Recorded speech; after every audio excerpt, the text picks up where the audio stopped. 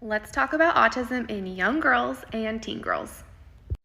Did you know that autistic girls can present much differently from autistic boys?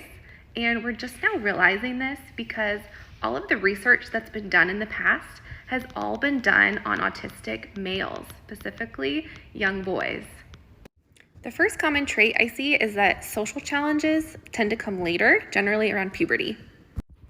A couple reasons for this is one, how females are socialized, and two, females generally have a high capacity for masking and camouflaging into their environment, and it's not until those social demands become more challenging that their autistic traits are more apparent.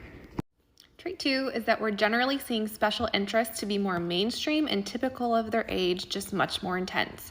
So this might mean girls that are really into horses, or really into Disney Channel, or their favorite boy bands. Like, everyone around them likes these things too. It's just the intensity and the hyper focus that can come with these that makes it an autistic trait. Autistic girls may appear shy and like they like to observe, and these were the girls that were getting comments from their teachers like, "They were such a pleasure to have in class, but I wish they talked more." Sometimes autistic girls may be hyperverbal and lack boundaries with their friendliness.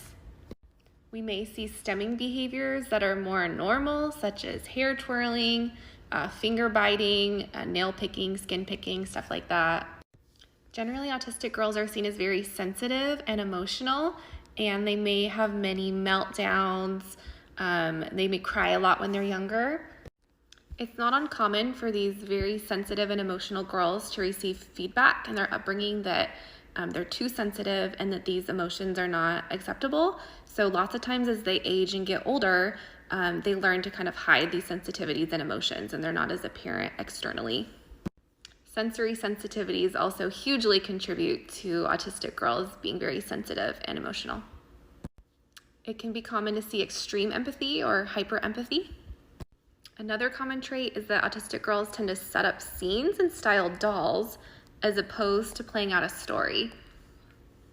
You may see these girls cutting their dolls' hairs, setting up rooms for them, dressing them, styling them, setting the scene as opposed to reenacting a storyline.